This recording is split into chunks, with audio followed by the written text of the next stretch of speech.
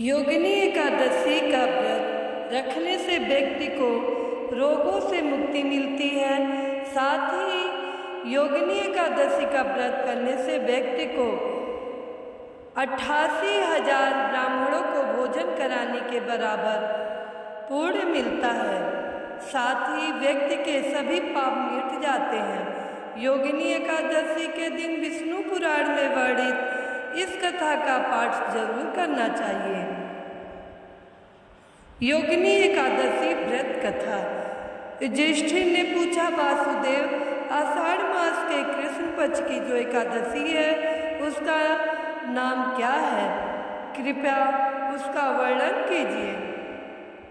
भगवान श्री कृष्ण बोले, राजन, आषाढ़ कृष्ण पक्ष की एकादशी का नाम योगिनी है।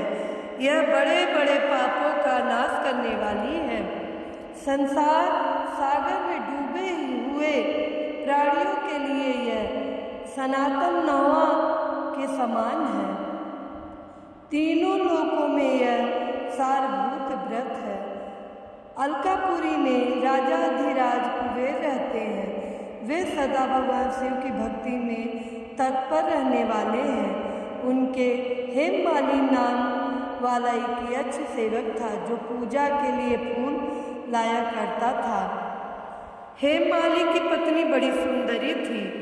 उसका नाम विशालाक्षी था। वह यक्ष कामवास में आबद्ध होकर सदा अपनी पत्नी में आसक्त रहता था। एक दिन की बात है, हेममाली मानसरोवर से फूल लाकर अपने घर में ही ठहर गया और पत्नी के प्रेम का रसास्वादन करने लगा। अतः कुबेर के भवन में न जा सका। इधर कुबेर मंदिर में बैठकर शिव जी का पूजन कर रहे थे। उन्होंने दोपहर तक फूल आने की प्रतीक्षा की। जब पूजा का समय व्यतीत हो गया तो यक्षराज ने कुपित होकर सेवकों से पूछा, यक्षों, दुरात्मा हेममाली क्यों नहीं आ रहा है? इस बात का पता तो लगाओ। यक्ष ने कहा, राजन, वह तो पत्नी की कामना में आसक्त है। अपनी इच्छा के अनुसार घर में ही रमण कर रहा है। कुबेर ने तुरंत ही अपने सेवकों को भेजकर उस हेममाली को अपने समक्ष बुलवाया। हेममाली भय से आकुल होकर तुरंत ही कुबेर महाराज के सामने उपस्थित हो गया। उसे देखकर कुबेर की आंखें क्रोध से लाल हो गई। वह बोले, ओ पापी, वो दुष्ट, वो दुराचारी, तूने भगवान की अवहेलना की है।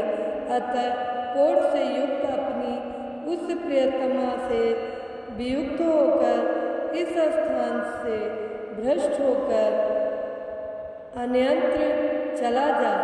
कुबेर के ऐसा कहने पर वह उस स्थान से नीचे गिर गया। उस समय उसके हृदय में महान दुख हो रहा था। कोढ़ों से सारा शरीर पीड़ित था, परंतु शिव पूजा के प्रभाव से उसकी स्मरण शक्ति लुप्त नहीं होती थी।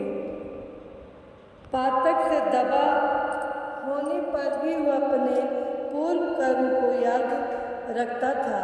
तदंतर इधर उधर घूमता हुआ वह पर्वतों में श्रेष्ठ मेरुगिरी के शिखर पर गया। वहाँ उसे तपस्या के पुंज मुनीश्वर मार्कंडे जी का दर्शन हुआ। पाप कर्म यक्ष ने दूर से ही मुनि के चरणों में प्रणाम किया। मुनिवर मार्कंडे ने उसे भय से कांपते देख परोपकार की इच्छा से निकट बुलाकर कहा, तुझे कोढ़ के रोग ने कैसे दबा लिया? तू क्यों इतना अधिक निंदनीय जान पड़ता है? यक्ष बोला, मैं महाराज कुबेर का अनुचर हूँ। प्रतिदिन भगवान शिव की पूजा के लिए मानसरोवर से कमल पुष्प लाकर कुबेर के भवन में पहुँचाना मेरा कर्म था। लेकिन एक दिन पत्नी के साथ रमण करते हुए मुझे समय का ज्ञान ना रहा और पुष्प ले जाने में विलम्ब हो गया। इससे कुबेर महाराज ने क्रोधित होकर श्राप दे दिया, से पीड़ित पत्नी के वियोग से दुखी होकर दर दर भटक रहा हूँ। आज किसी पूर्ण कर्म से मैं आज आपके समक्ष उपस्थित हुआ हूँ।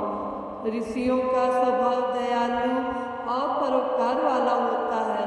सो हे महात्मन, आप ही मुझे अभागे को कर्तव्य का बोध कराते हुए पाप से मुक्ति का कोई उपाय बताएं। मार्कंडेय जी ने कहा, तुमने यह सच्ची बात कही है, असत्य भाषण नहीं किया, इसलिए मैं तुझे कल्याणप्रद व्रत का उपदेश करता हूँ। तुम आषाढ़ के कृष्ण पक्ष की योगिनी एकादशी का व्रत करो। इस व्रत के पूर्ण से तुम्हारी कोढ़ निश्चय ही दूर हो जाएगी। भगवान श्री कृष्ण कहते हैं, ऋषि के ऐसे वचन सुनकर हेममाली दंड की भांति मुनि के चरणों में पड़ गया। मुनि ने उसे उठाया, इससे उसको बड़ा हर्ष हुआ।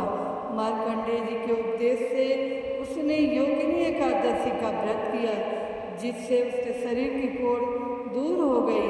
मुनि के कथा अनुसार उस उत्तम व्रत का अनुष्ठान करने पर वह हेममाली पूर्ण सुखी हो गया।